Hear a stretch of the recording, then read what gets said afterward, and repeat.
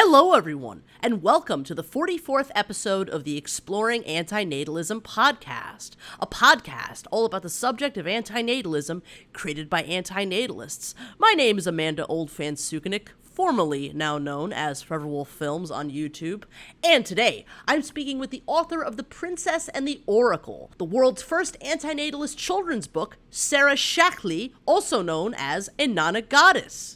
Welcome to the Exploring Antinatalism Podcast, Sarah. Thank you for having me, Amanda. Yeah, absolutely. It's my pleasure. Let's start out with just the most basic of questions. Who is Inanna? Was there anything you'd like to say about yourself? Okay, so my name is Sarah, and I'm a construction student in my first year, second trimester, and I'm a journalist by trade. I've been interested in antinatalism since 2017, when I started following fellow antinatalists on Twitter and Reddit. I've published an antinatalist children's book, as you said, The Princess and the Oracle, and I'm in the process of finishing off a book for adults titled Honoring the Dishonourable, The Truth About Our Parents. Yes, excellent. I have read what you have of that book so far on your website. I really enjoyed it. I definitely want to ask you some things about it in a little while. That's really interesting that you sort of got interested in the subject through Twitter and Reddit. Twitter antinatalism is really interesting. It's very unique from, I think, the rest of antinatalist social media. So around what year was that you started to get it? You found all that?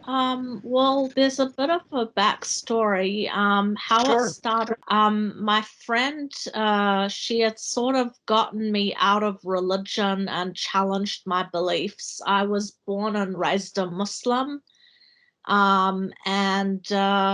so my friend had gotten me into Gnosticism, and she recommended John Lash's book called Not in His Image.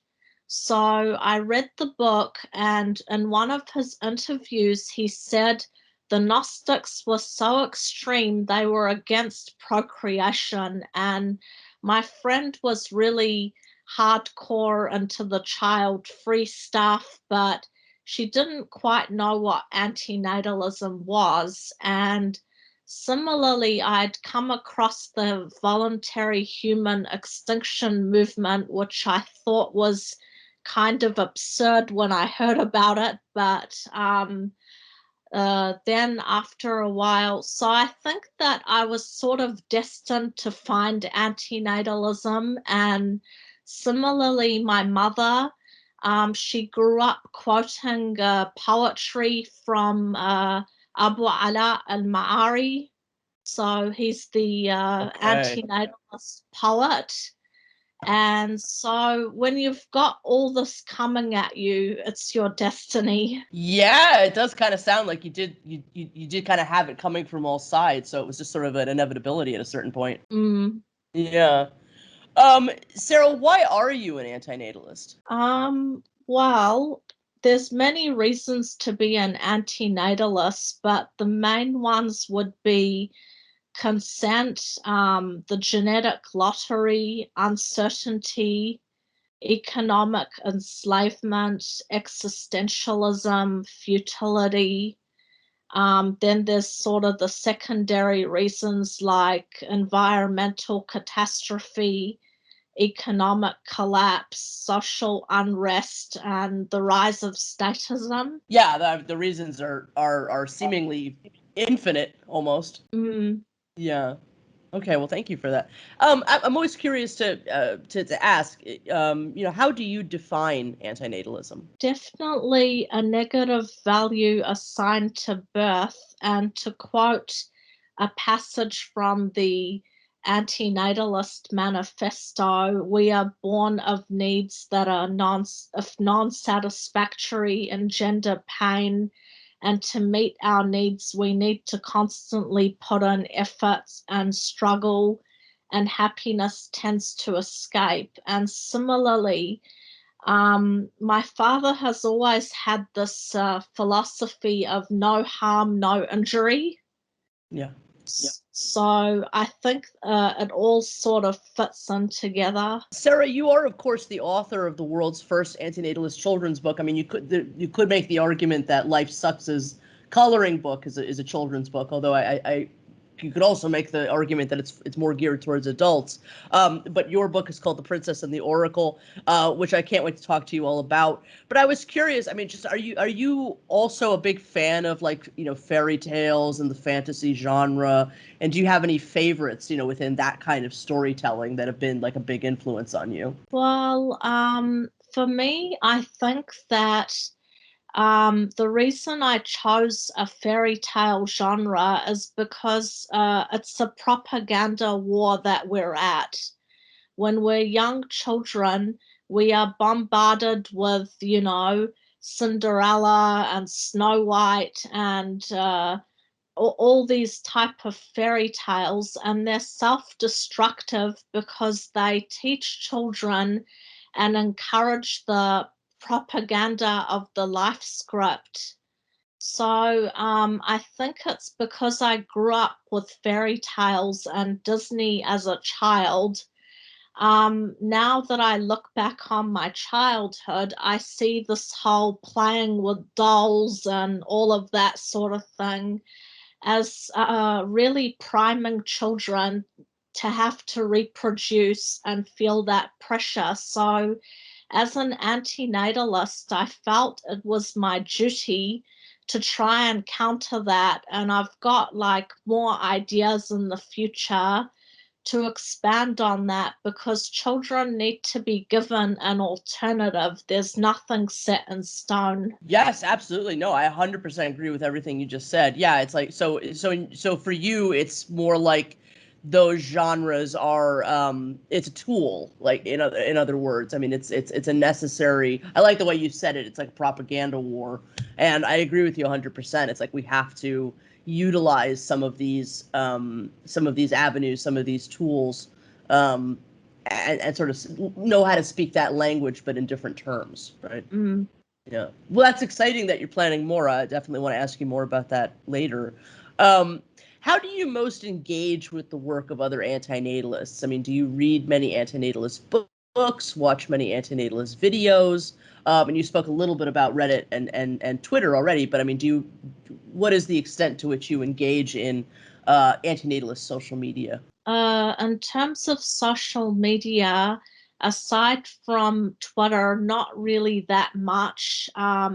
I read the books because I'm autistic, so I like the books better than the lectures. But from time to time, one of my friends recommends some amendum videos for me, so I get excited to listen to them because he has some very unique quotes, and I've tweeted some of them out because they're just edgy and they've got so much information and uniqueness to them. So I'd like to maybe one day transcribe some of what his work into like aphorisms or quotes because I think that would help spread the message.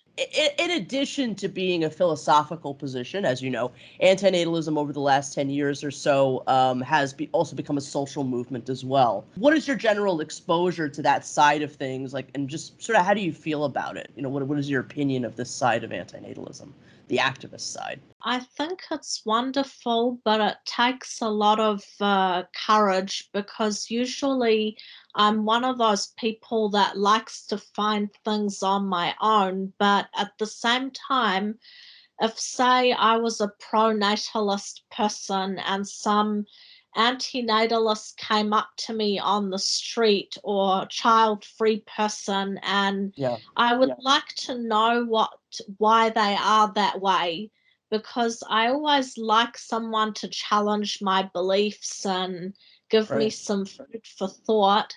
But I think it's wonderful that it's growing as a movement in terms of the social activism because so many people are indecisive. They haven't made up their minds yet.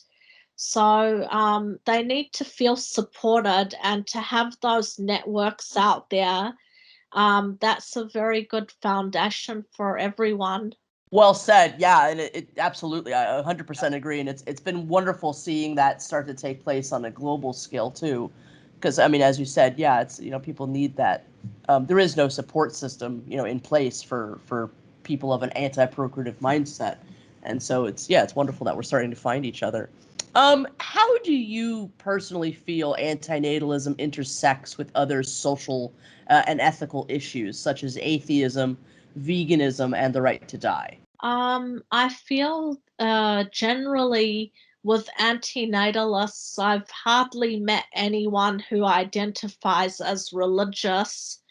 Quite a significant amount are vegan.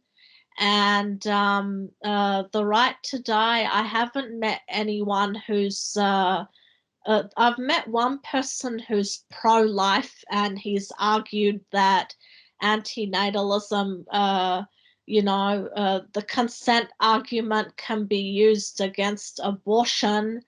But in terms of euthanasia, I think everyone's on the same page. As you may know, antinatalism is sometimes split up into four generalized categories. Antinatalism, which is both its own category as well as an umbrella term.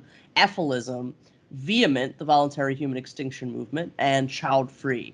I know you've spoken a little bit about some of these already, but do you have any extra thoughts on any or each of these? Do you mind defining ephilism for me? So I don't see much, personally, I don't see much separation between antinatalism and ephilism, because I think it's perfectly reasonable to, I mean, I've seen evidence all over the place that people that come from whatever an antinatalist mindset is are perfectly capable of also understanding an ethicist perspective. But it's sometimes antinatalism is anthropocentric. Doesn't have to be. It can also be sentiocentric. David Benatar's antinatalism is sentiocentric, for instance. But ephilism never wavers from that. It is always a sentiocentric form of antinatalism, and it's a form of antinatalism that puts more of an emphasis on the activism and also the ending of all life, basically. So but again, I think that there's, as time goes on, there's plenty of overlap between what antinatalism is. They're very, very, very connected and similar to one another. But I think that I would almost say the social movement aspect of ephilism is almost more, there's less hesitance about that side of it than I think what antinatalism is currently. Mm. How do you think of it? I think that I'm a little bit on the hesitant side just because of the consent argument. Uh-huh. But overall, I align with everything else. As you said, they all overlap. Yeah. So, yeah, and it's a small movement, so we can't afford to have any infighting. We have to be united. Yeah, I mean, that's certainly something that I've tried to my best to that I've tried to fight for, is that yes, we have these huge differences as antinatalists. At the same time, we as you said, we're such a small movement, and natalism is such a giant force that it would be good if we could unite and at the very least reasonably talk out our differences as opposed to being at war with one another, which is so often the case. Definitely. Do you consider yourself an antinatalist artist, and do you consider yourself an antinatalist activist? Definitely a little bit an advocate or an activist, and not really so much an artist, maybe just an author. Yeah. Okay. Yeah. Interesting. All right. Well, now let's talk a little bit about your antinatalist children's book, the Princess and the Oracle. Do you mind if I read the abstract of the book, the little blurb about it that's on the Amazon site and your website? No, please go ahead. Are you concerned about procreation from an ethical landscape and the oversaturation of pro-natalist propaganda children are inundated with? Does overpopulation, potential economic collapse, and environmental catastrophes concern you? Written in the format of a fairy tale, this book will encourage children to think twice before they decide to become parents. In The Princess and the Oracles, Al-Sheikhli takes you on a journey that begins in the kingdom of the Eurycates, ruled by Princess Sophie and her husband Prince James, who, with the help of the kingdom's oracle, Dame Delilah, pursue their dreams to become parents so that they have future heirs to the throne. With her strong and reliable connections to the leader of the Legion of the Storks, Dame Delilah helps make their dreams come true, but they encounter many difficult obstacles ahead before they decide to take their journey in a new direction that will forever redefine the future of their kingdom. She aims to re-educate children on the ethical nature of their existence in society while providing them with alternative pathways towards meaning, happiness, and prosperity. So it's a beautiful little book. I mean, it's a short story. And obviously it's packed with some very important meaning behind it. It is, obviously a really important message for children. Can you tell me, how did this project first come about? I was inspired by a conversation I had with one of my friends Antoine Sugar, who I dedicated the book to, and he helped me with some of the corrections and editing. And basically, I was concerned about the fairy tales and all this cartoons and things that promote natalism for children. So I said to him, we need to have children's books that are anti-natalist. We need to have anti-natalist video games. We need to have, so we just started throwing back and forth all these ideas. And then I sort of came up with a draft just out of the blue, and he said to me that it wasn't quite very good. I just needed a little bit of adjustments. And so I decided to publish it because I've always sort of wanted to write children's books. And definitely children need something different. Yeah. It's wonderful. Yeah, I don't know Antoine Sugar as well as I probably should, although I'm familiar with them on Twitter, if I'm not mistaken. Yeah. Yeah, no, that's lovely. Well, it's wonderful that you found a collaborative partner in that way. And yeah, no, oh my goodness, I'd love to see antinatalist video games, and it'd be wonderful. There is some, I should have done a little bit more research into this, but there is a couple of different child-free children's books. Have you read any of those? Have you seen any of those? No, I haven't. Yeah, I'll have to send you some links to those. Again, I haven't read them myself. But I think there's at least one or two, and but nothing like what you've created, which is a full-on anti-natalist fairy tale. Aside from honoring the dishonorable, the truth about our parents, which we'll discuss in a little bit, is this your first book, or did you begin that one before this? No, this is my first book. Amazing. Okay. The illustrations by Muhammad Bilal. Am I saying that correctly? Yes. Okay, wonderful. They're very interesting. I mean, what can you tell me about the artwork in the book? Well, I went on Fiverr and I looked up someone with good reviews for the illustrations, and he had made a couple of mistakes, but we went back and tweaked them, and yeah, I'm happy with the final result. Because it was my first book, I just wanted something very basic. Oh, that's kind of amazing. You found somebody on Fiverr. Was it difficult to pitch, the idea of an antinatalist book to some random artists? Where they were what was the reaction they had to working on something like this? He just said to me, I'm more than happy to do it. And, I look forward to illustrating your next book.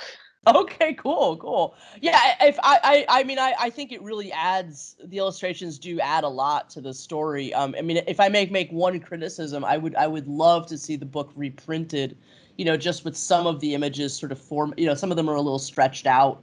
But again, I think they really added so much to the piece. What has the general reaction to this book been so far? A couple of my friends have bought it to support me, and one of my friends, who's a parent, bought the book for her daughter, and Oh, she wow. said to me, my daughter will read it and give you feedback. I haven't heard back yet from them, but another friend of mine also, she's got children, grandkids, and she fosters. She wants to buy it as well.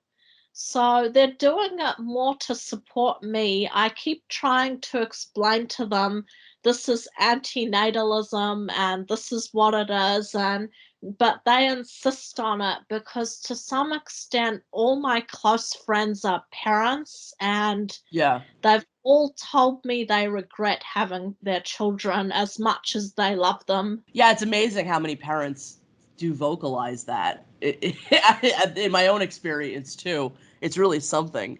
No, I mean, my next question to you was, has this book been given to real children, and if not, is that something you plan to do? See what happens. So obviously, based on what you're saying, it has been.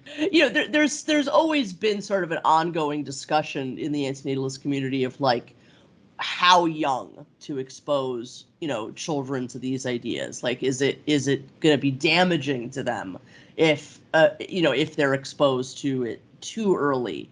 And I have mixed feelings about that personally. I was just curious what maybe your feelings about that are. Is there too young? Is there definitely like a wrong way of doing it and a right way of doing it? I think that children are more intelligent than what we give them credit for. And they always put us on the spot with the fact that they have no filters and they just ask questions. And it's just their way of discovering their world. So I Yeah. think that with them, um, how would I say, is that they sort of they're too sheltered by adults. Like adults don't want to explain certain things to children, like for example death, because they think it's traumatizing. And even when I had first written the book, Antoine had said to me, this book is a bit heavy for children, it's got so much death into it. But I think that because, children are lied to constantly with, Santa Claus, the Tooth Fairy, those kind of things, they appreciate honesty more. And one thing me and Yeah. Antoine have in common is that we are all the children of our friends and people in our networks, they love us. And the reason is we talk to children like they're adults.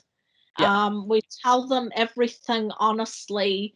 So I think that children will later on in their life appreciate that when they look back, that they weren't too sheltered and they're better prepared for the challenges life has to offer.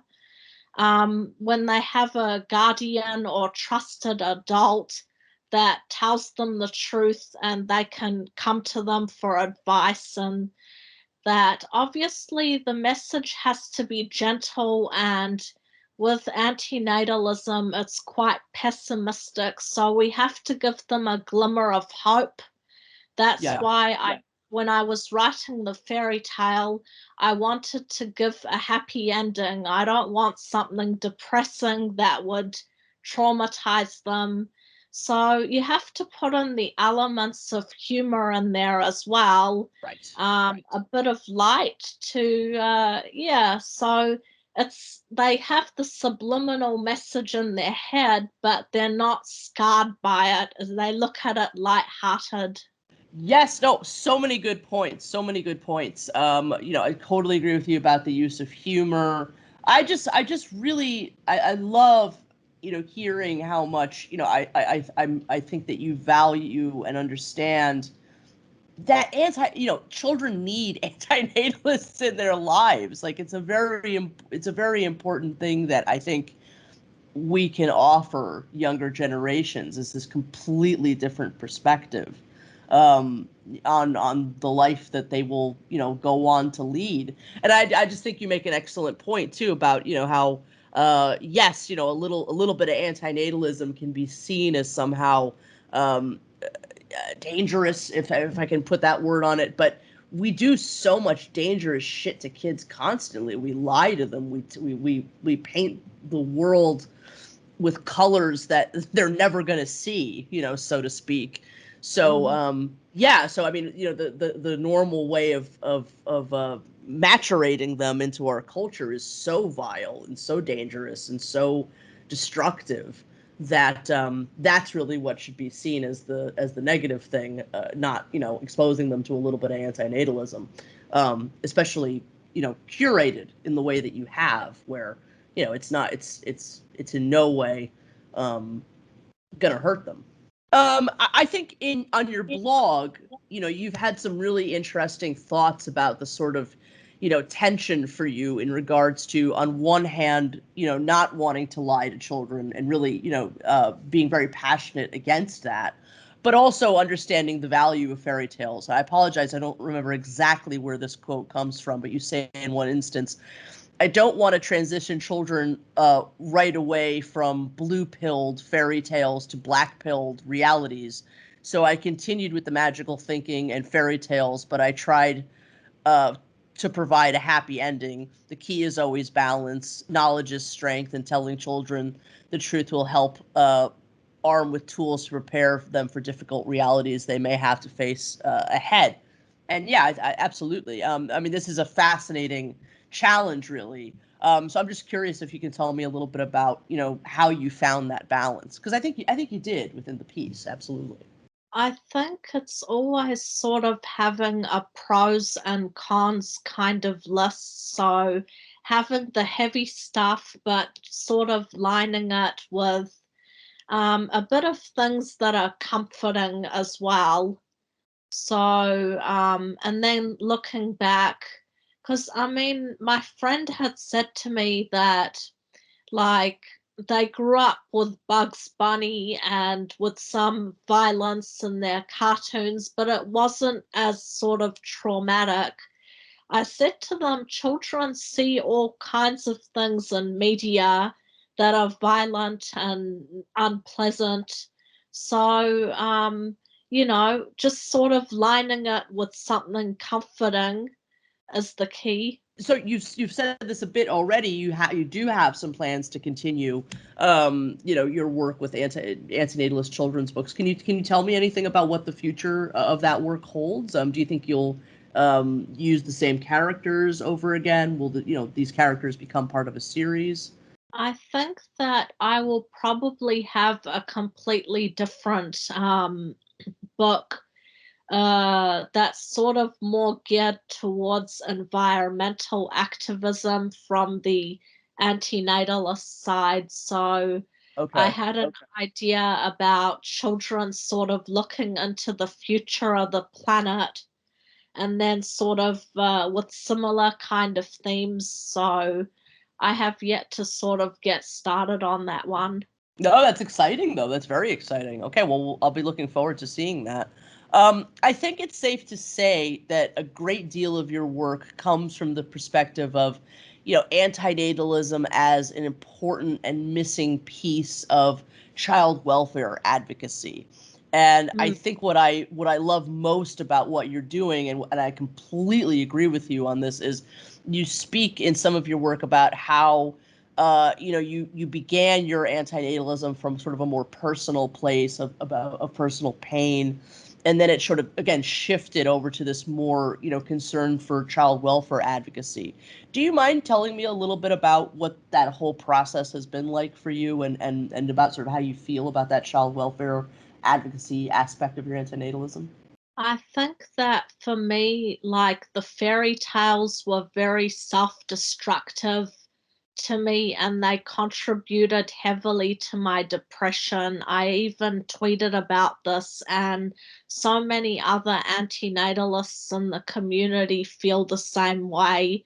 They're looking for honesty, and I remember watching this video on YouTube where this guy was talking about children's stories, and there was one that was more aligned with reality, and he appreciated that book as an adult and reading it as a child because it wasn't so censored with all this nonsense and all of that. And so I look back now and then with the advocacy, and I see that children definitely need an advocate because this whole world is skewed in favor of parents, adults, the state, and there's no one to advocate for them. That's why when the author of the Anti-natalist manifesto made that 2-minute speech, 5-minute speech at the UN, I mean, we need people like him and other people, really advocating for children, because everyone's busy making decisions in their own interests or what they claim is best for the children, but it's always for them. And we always hear the, what about the children argument, but it's always laced with selfish kind of motives. So I'd like to talk a little bit about your other book, the Honoring the Dishonourable, The Truth About Our Parents, which I really enjoyed. It is, of course, available on your website, and I do hope that you finish it.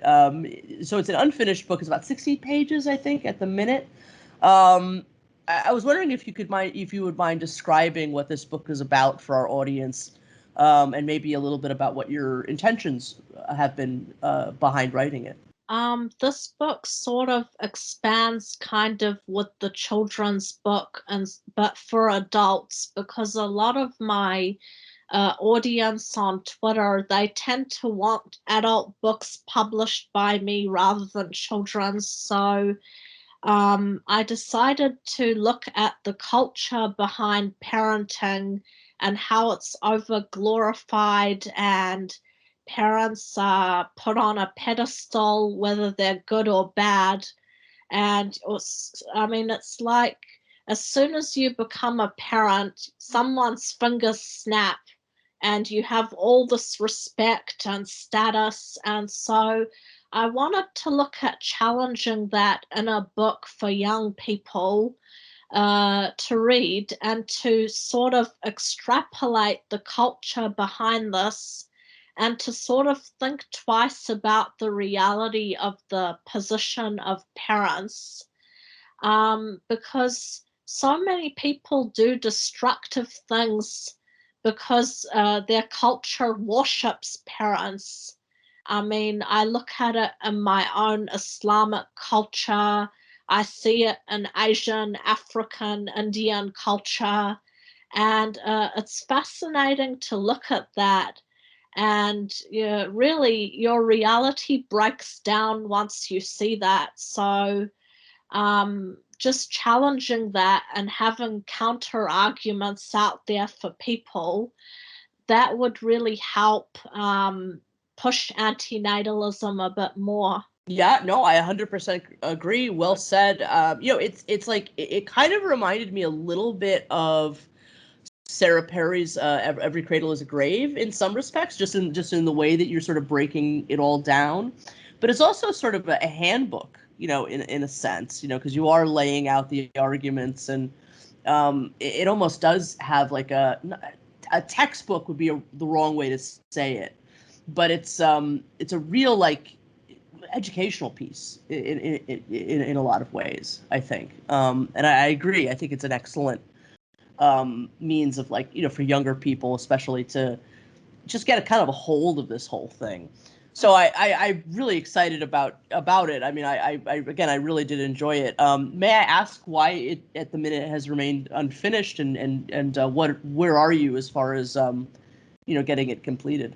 Because I'm a full-time student, I haven't had the chance to work on it, but I'm gonna be taking a gap year from my study, so I'm going to dedicate all my time to getting it done before the end of this year. And I will, it's sort of a gift to my anti-natalist audience on Twitter because they've been very loyal.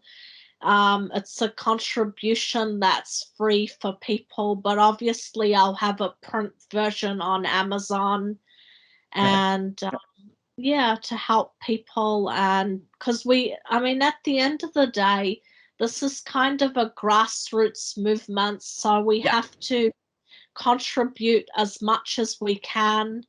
And yeah.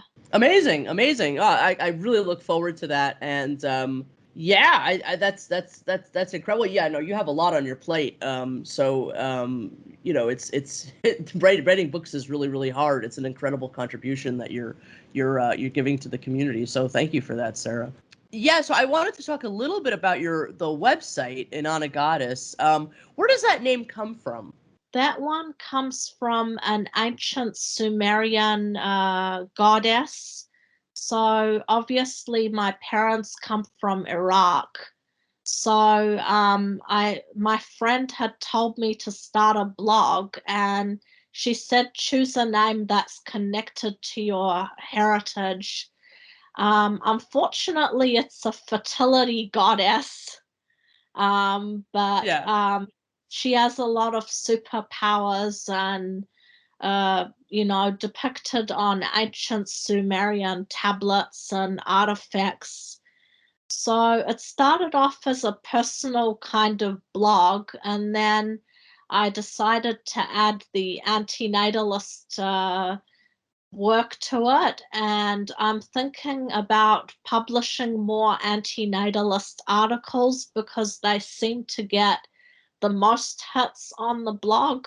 Yeah, no, it's a great website. I mean, I really appreciate, you're very candid, and you're very generous with what you expose and share about your life and your experiences. And I think coupling that with, the antinatalism, it's just a very powerful piece, like taken as a whole, the whole website.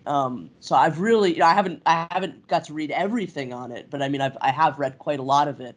And I very much enjoyed it. I think I wish that people were, I wish more antinatalists were producing this kind of work, because it's very personal. It's very sort of exploratory of the antinatalist as a human in the world, but then on top of it, it's a lot of really great activism, and it's a lot of great philosophy, and it's a lot of great active production of, antinatalist projects. So I think you've really laid out a lot for us on the website, and I really do encourage people to go check it out. You started writing it in October of 2019, so it's been around for a little while.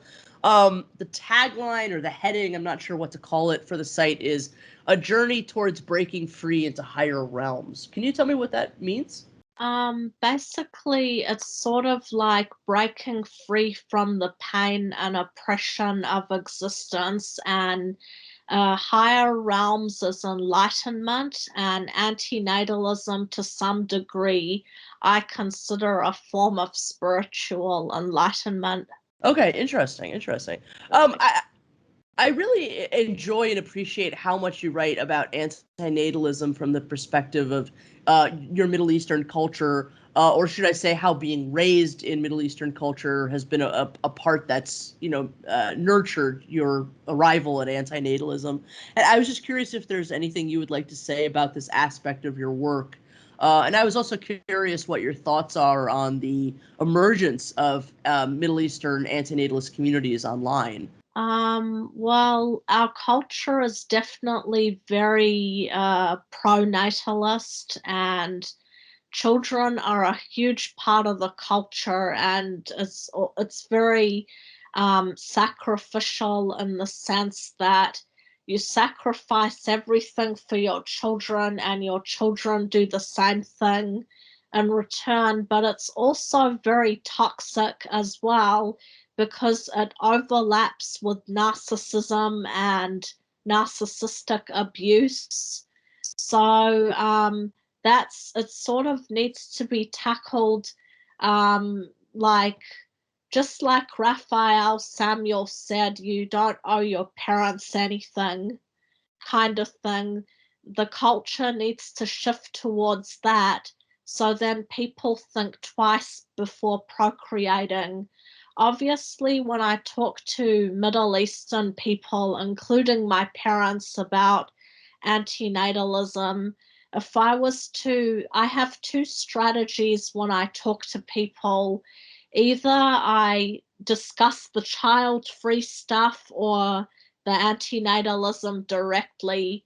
So with the Middle Eastern culture, I can't talk about child-free because it comes off as a bit materialistic, superficial, that kind of thing. So if I was to argue from antinatalism, people would be more receptive to it.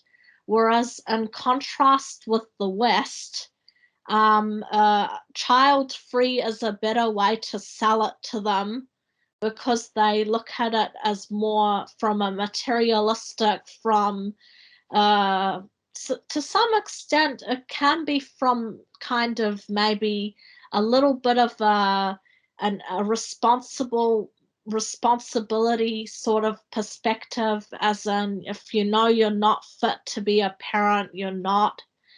With regards to the Middle Eastern activism online, I haven't really seen much of it, but I was very happy to see that the Lebanese director had made Capernaum the anti-natalist movie.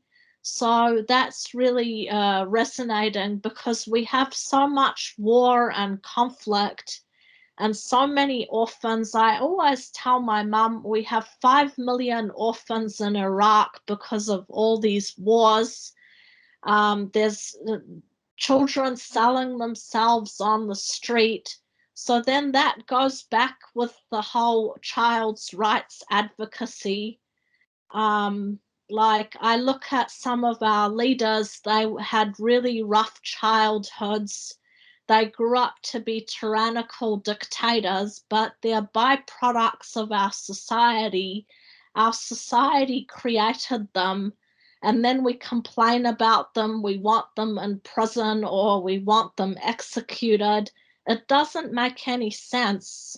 I mean, either the whole society is responsible for the child in the sense that it takes a village to raise a child, or, you're going to have hostile children pretty much causing destruction and getting back at society. 100%. I think your work, as I've said, before, I think it does an excellent job of really showing the truth about the lives of children, what we put them through, who they grow up to be, just the incredible burden that we place on these tiny little shoulders so thoughtlessly.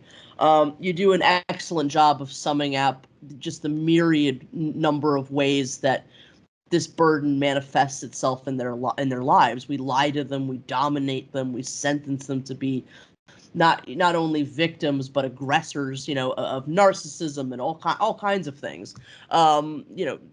So I really do think that's again, I mean I'm repeating myself a bit, but I think that's a huge piece of the value of your work and what you're bringing to the table and articulating so well. I forgot to ask this before, but do you think that it is really interesting that that Inanna, the Inanna Goddess, is a fertility god, which I hadn't really realized.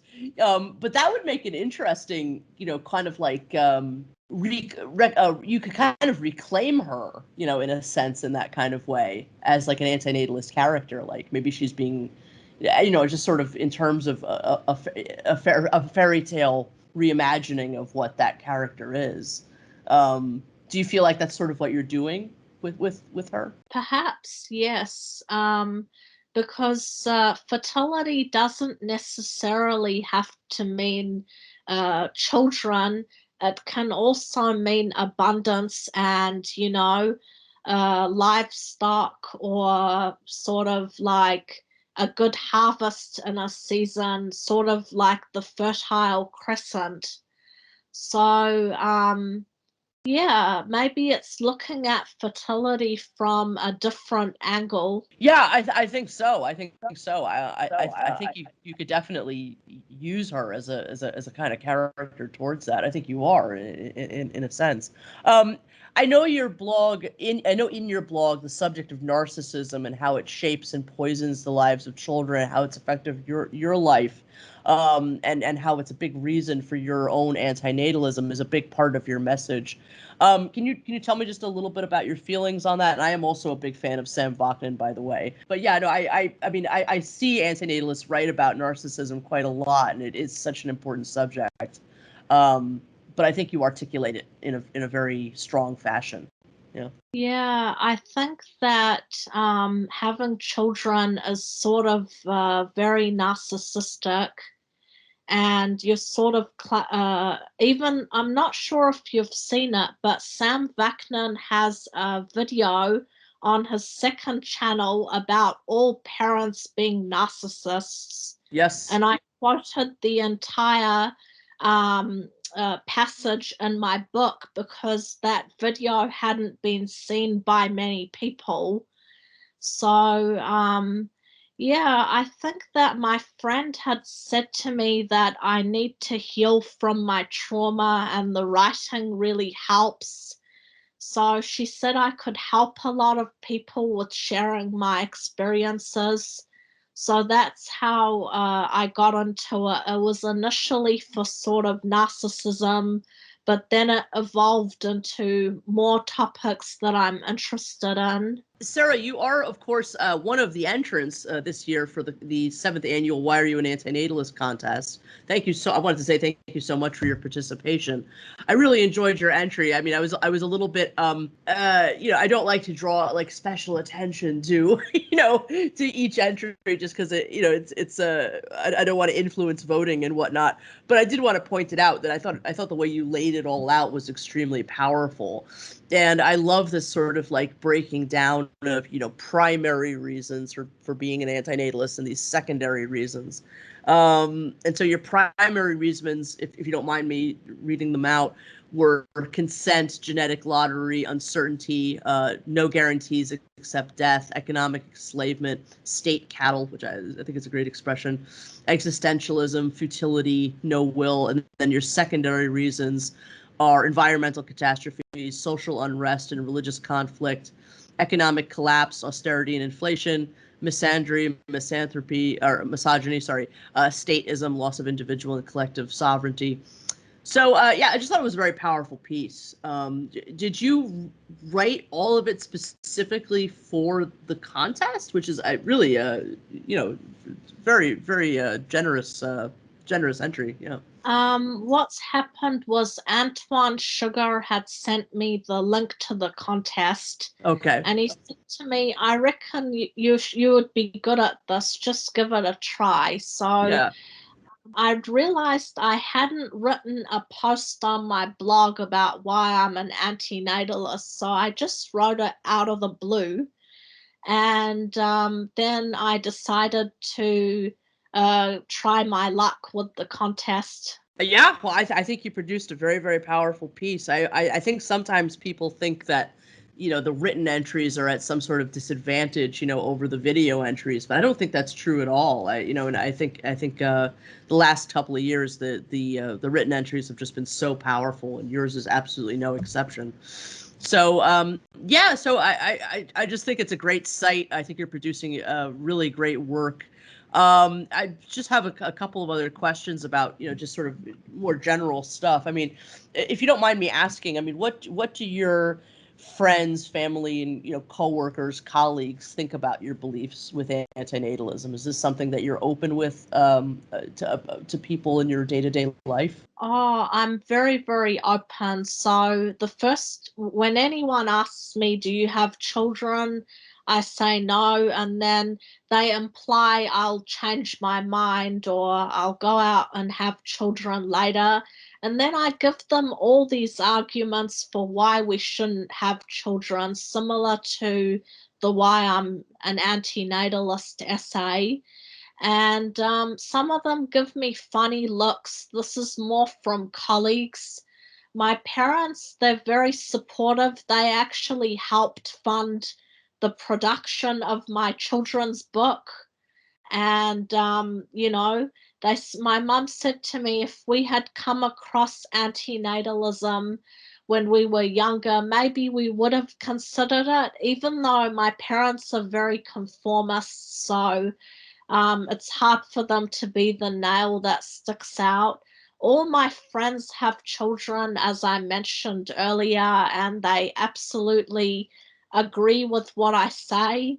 But I think for some people, it's hard to wrap their head around it because they accept it, but they still don't understand it in depth from the ethical side. So that's the main problem I have with the people. But otherwise, I'm very vocal and open about my views.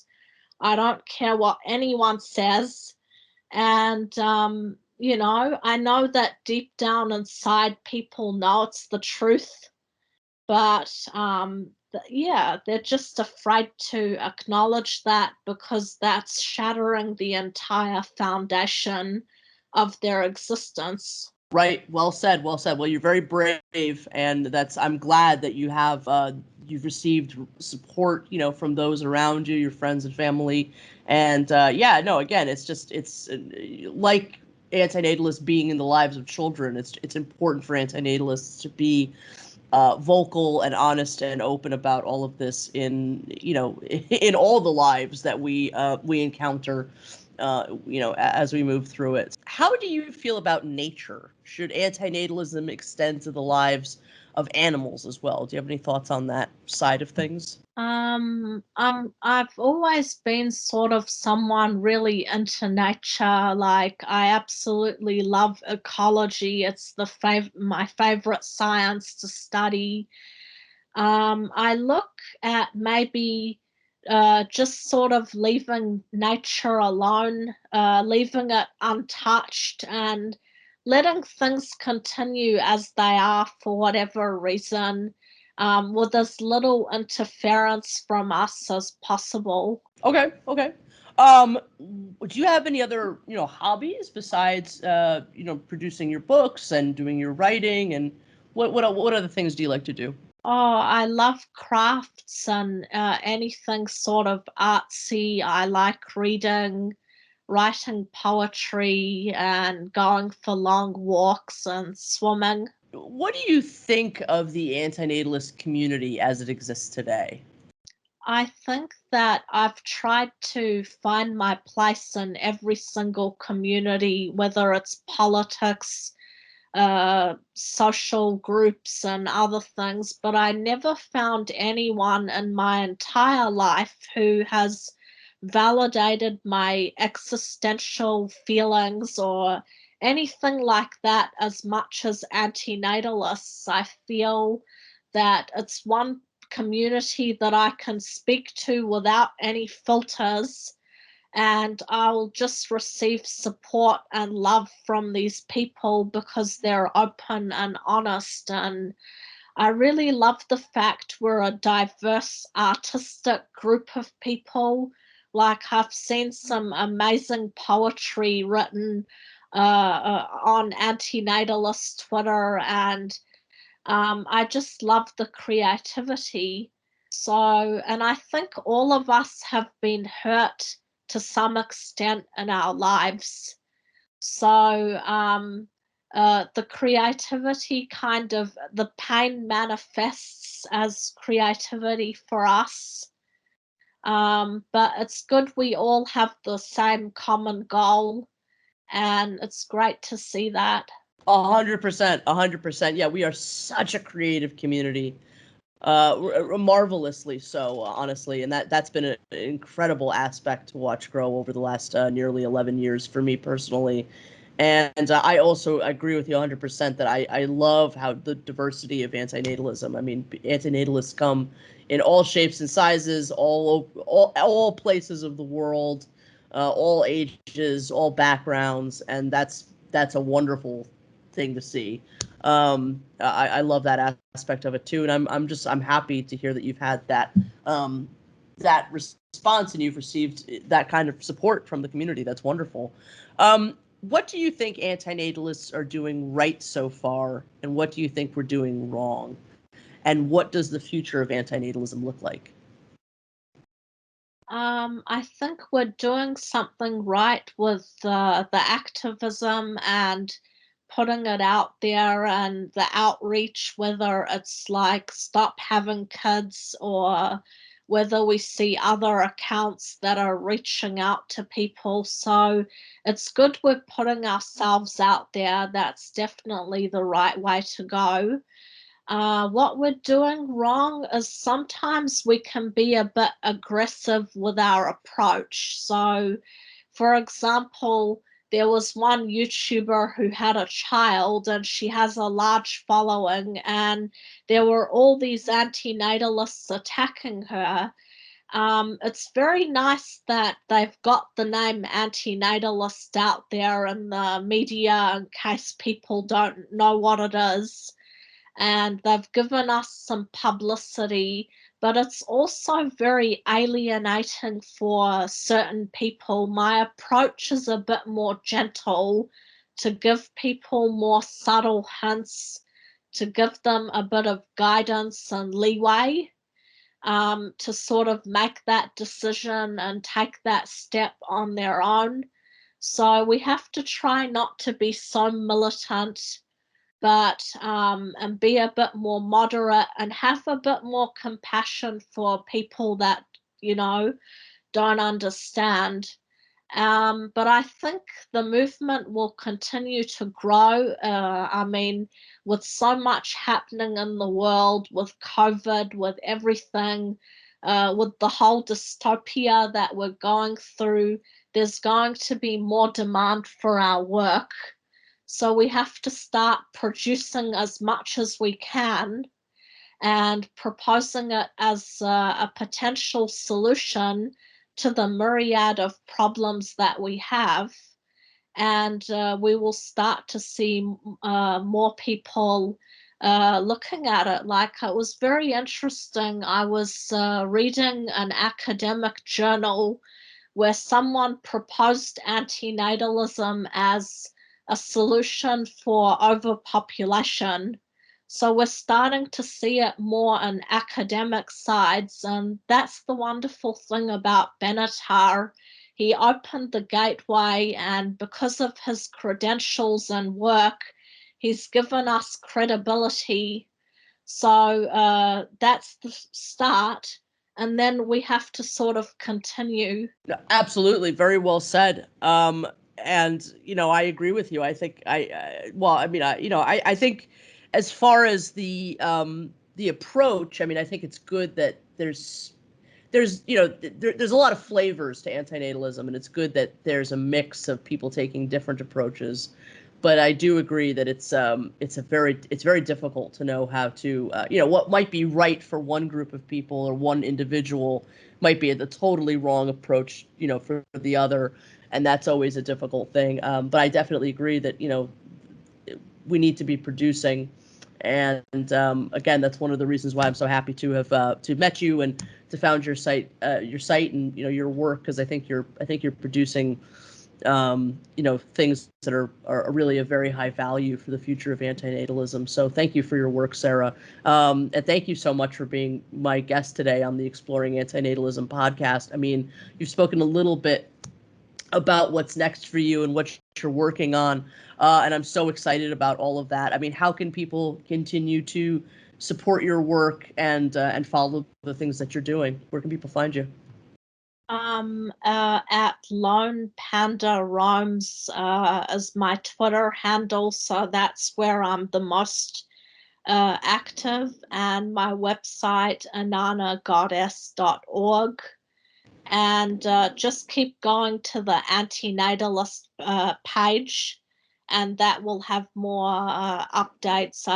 I'm going to write more articles and try and discuss antinatalism with other sort of subjects to help people a little bit. Excellent. And people can find The Princess and the Oracle on Amazon? Yep.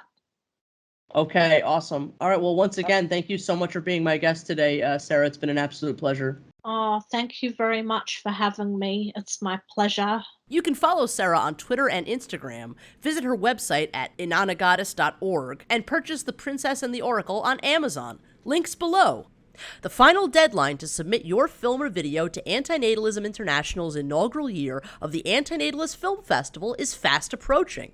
To be a part of this historic, first-of-its-kind event, make sure to check the link in the description to visit our Film Freeway page and submit your work before the final deadline on November 1st today. Please contact me at antinatalnews@gmail.com with any questions, and keep an eye on the Anti-Natalism International Facebook, Twitter, and Instagram pages for more news on the festival, as well as news about the final Anti-Natalist Film Festival info session, which will be held on October 20th on Zoom. The Anti-Natalist Film Festival will be held on the Anti-Natalism International website December 1st through December 31st. We are so excited to present to you some of the finest video work our community has to offer. Submit today to have your work considered. Thank you for listening to the Exploring Antinatalism Podcast. This has been Amanda Oldphan Sukenick and Mark J. Maharaj. You can find Mark on the YouTube channel !, and I can now be found on the Antinatal Wolf channel. Keep up with my daily antinatalist news updates at Antinatal News on Twitter. Please follow the podcast on YouTube, Facebook, Twitter, and Instagram, and listen to the podcast on Apple Podcasts, Google Podcasts, Buzzsprout, Stitcher, SoundCloud, Amazon, RSS feed, and so many other platforms. Email us at exploringantinatalism@gmail.com. Website designed by the amazing Visions Noirs. Please follow him at www.bionoir.com, and you can also follow him on Instagram. Logo art by the incredible Life Sucks. Please subscribe to him on YouTube, and if you would perhaps like to purchase one of the new Exploring Antinatalism t-shirts by Life Sucks, you can do that on his Etsy page, www.etsy.com/shop/LifeSucksPublishing. And our new theme music was graciously provided by the incredible I Doubt It. Please subscribe to him on YouTube as well, and make sure to check out our collaborative project together with our friend Eiffel WB, Danny Thomas, The Right to No Longer Exist. Links below. All the best, and bye for now.